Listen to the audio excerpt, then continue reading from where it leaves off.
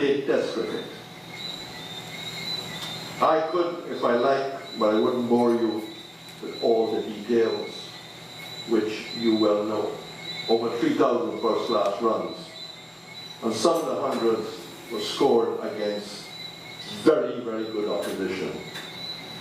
Only tonight we were talking about the 150 against Guyana here. Luckily for me as a commentator, I did not only do Guyana matches. I traveled if there was an option of seeing another territory play.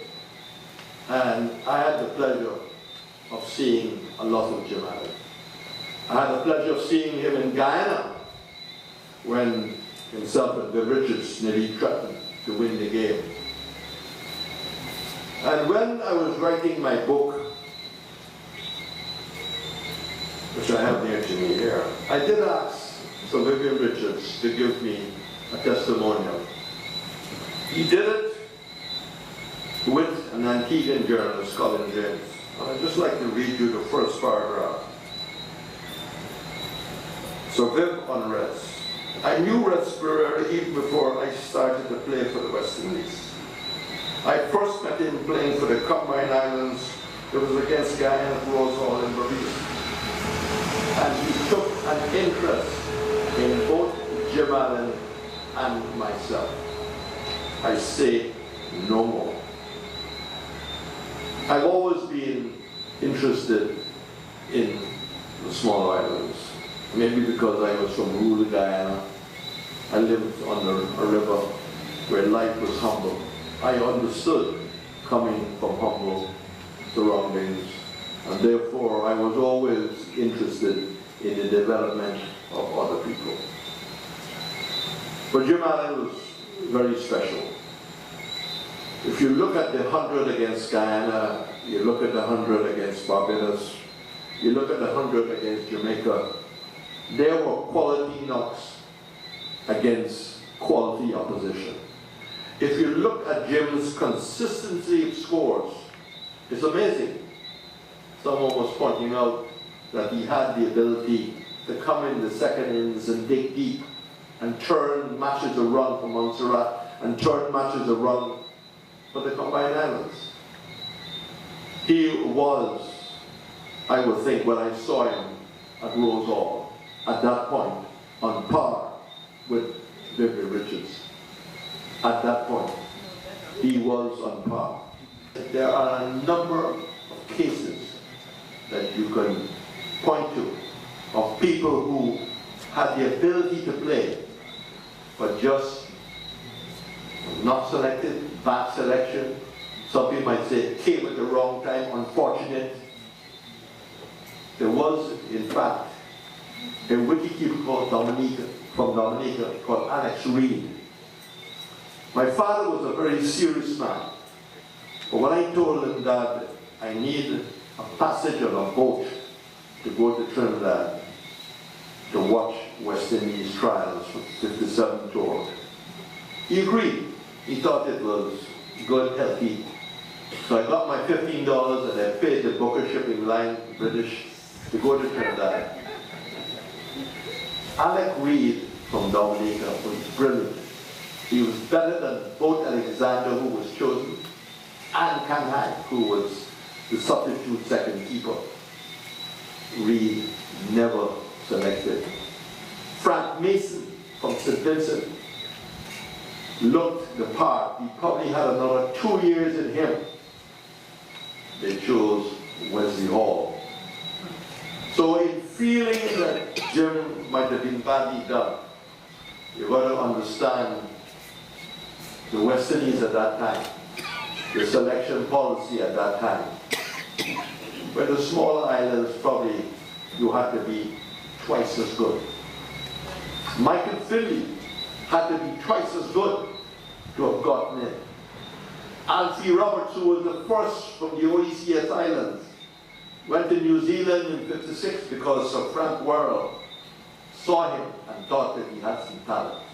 He played one test match in New Zealand. Michael Finley had to work extremely hard. And Michael Finley was a man of character that we can all be proud about. He made it against the odds. But character is a thing you don't buy in a market. Against New Zealand in Bridgetown, he appeared to have caught Glenn Turner. Everybody went up. I think the bowler was Batman Ola. But the memory fades at 71. And everybody was elated to see the back of Turner. And Finney came up with the ball and said, no, I did not take it. I did not take it cleanly. The rest of the team said, well, there's a Pope in Italy, and you must be the West Indian Pope. There's only an honest man. Only, I don't know if it's Pope Pius, but only the Pope will say, no, I didn't catch Mr. Turner. Because Turner then had just made, I think, the ground record in Guyana, beating Clifford Roach 209, and the West Indies wanted to see the back of him so badly after having their troubles with Gavaskar the year before. And Finney showed character. Finney showed more character in 1973 because the West Indies selectors did something which was unlimited. They chose a team with 2 wicketkeepers and took them to Jamaica against Ian Chappell's 73 team.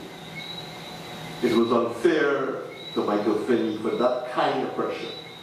An opening batsman don't mind another opening batsman, a middle order batsman don't mind another middle order batsman who may be considered for the rest. But to bring a keeper is to undermine the confidence of the man who is going to play. Before he got to Barbados, Finney was changed. I think up to today, some West Indies selectors still owe Mike Finney an apology. You know, we talk about bad selections, but we also must be balanced and fair. Did we give our selectors, who we've given hell over the years, and rightly so in some occasions, did we give our selectors who picked Ramadan and Valentine in 1950? Ramadan had played 1 first-class match, Valentine maybe 2, but we took them to England. And you know the story, those pals of mine, Ramadan and Valentine. Did we give the West Indies selectors any credit for picking Barker Marshall? And to continue to play him? On his first tour to West Indies in 78, he got 3 wickets. But they saw the talent. Did we give the West Indies selectors credit for picking him the right hand before? When they dropped Simmons, and Richie Richards decided that he will open, and there was a middle order place, and the selectors were looking for a lefty in the middle order who could bowl some leg spin. We have never really given our selectors credit for that. The selection of Michael Holding to go to Australia as an investment in the future. The selection of Garner and Croft after Daniel and Holding had broken down. Croft and Garner demonstrated the ability in St. Lucia against Pakistan, and straight away they threw them into the test team. I think that kind of balance must be in our hearts and our minds as we judge the people who control West Indies cricket. Jim Allen was a class act. Jim Allen was not a fake. Jim Allen had skills. Jim Allen had batting ability. You ask the Guyanese, you ask Rohan Kanhai. If he had gone and told as captain in 74, he probably would have voted for Allen to come along. But that was not to be. You ask the Jamaicans who Jim got that 100, big 100 in Grenada. You ask Mike Dennis about the young man who made 100 against the touring side.